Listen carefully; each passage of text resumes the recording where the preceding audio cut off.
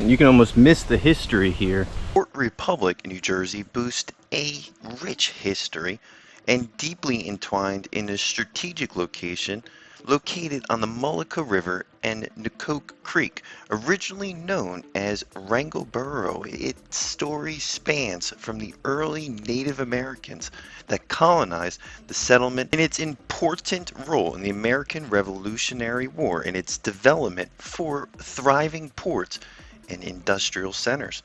Now, the early names and days of Port Republic. The area that would become Port Republic was explored in the early 1637 by John Mullica, which was named after the river, the Mullica River. Now, the earliest public road in Atlantic County was laid out in 1716, and it ran through this area, eventually evolving into a modern-day road. That's Route 9, Shore Road. In its initial stages, the settlement was known as Wrangleboro, but the name was changed to Port Republic sometimes between 1835 and 1872. It was originally incorporated as a city in 1905 and currently sits in Galway Township. Because of its proximity to Chesapeake Neck, located in Little Egg Harbor River, Mullica River, it was an important trading port and during the war, a significant base for American privateers. Now, these privateers operated under letters of marque from Continental Congress, attacked and seized by British merchant ships, providing much needed supplies to the Continental Army, in particular to General George Washington's troops in Valley Brook. The British was frustrated with the privateers' activity and launched an attack on Chesapeake Bay on October 6, 1778, and became known as the Battle of Chesapeake Bay, and the British fled. 9 ships, 400 troops. Now, right around this time in 1776, a dam was constructed and a sawmill associated with the one that you see coming into Port Republic and also in the beginning of this video was laid out and is still there today. By 1835, Wrangleboro was described as a village with a store and 1 or 2 taverns, 1 mill that we just mentioned, and about 20 dwellings. Now, there's also shipbuilding became a principal industry in 1850. Established businesses and professions in the mid-19th century included attorneys, blacksmith, boot and shoe manufacturers, and also businesses associated with the sawmill. Now, by 1872, the town's church was constructed, the Methodist church that we saw, and the 3 stories and shop, grits mill, and the 2 schools, a post office, and approximately 75 dwellings at this time by 1872. Currently, Port Republic still remains that beautiful historic charm. If you ever get a chance to visit, I highly recommend. There's some must-sees here in Port Republic. Obviously, you have the historic district, which is about 100 acres, is listed as a National Registered Landmark, historical landmark in 1991. You also have the Inn, Franklin Inn, and this is one of the oldest parts dating back to 1750. It served as the 18th century inn and was once home to a sea captain. And also, during in this historical district, there's 110 collaborating buildings. You also have the Amanda Blake store, which was built in 1884. It served as a general store and post office. And then the beautiful St. Paul's Methodist Church, which was completed in 1871. I mean, that is a wonderful church just to get some pictures of early in the morning. Today, Port Republic is still a quiet, primarily residential area. I'm not saying it's the best place to go bike riding and things like that, but it really has that unbelievable local charm.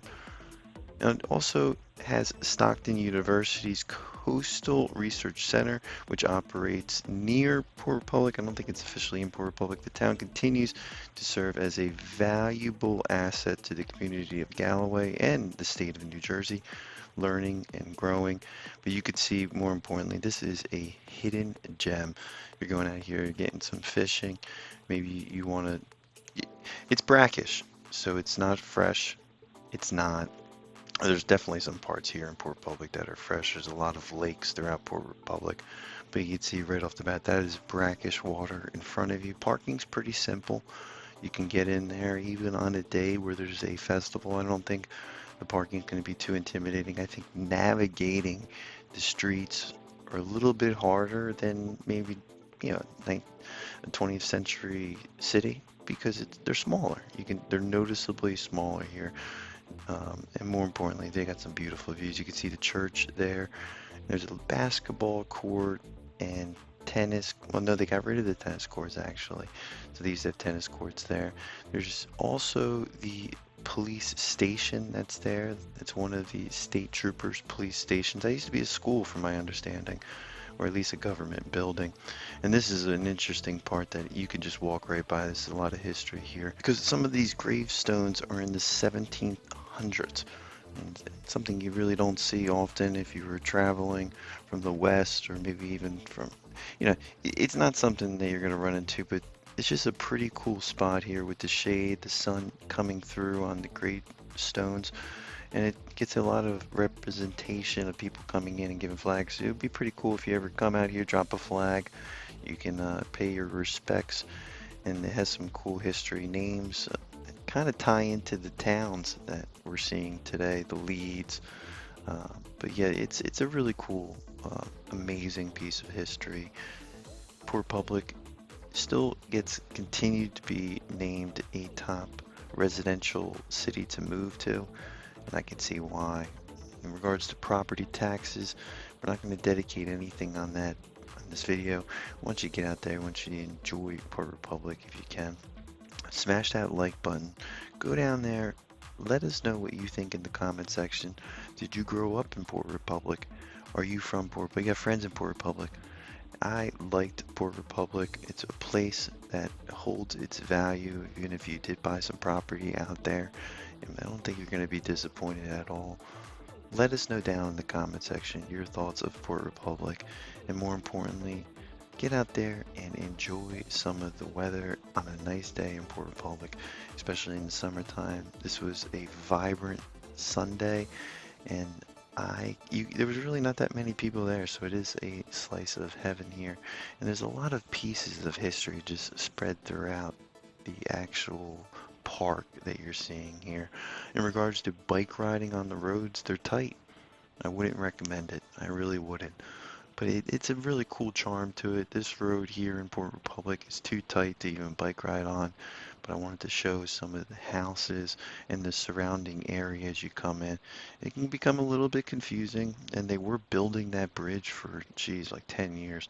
But they finally built it and it's done, so there's two ways to kind of come in over that brackish water. That's going to do it for our video. Keep a lookout for more videos to come. This is the Park Fester, an independent golf channel focused on fun, affordable golf in your area.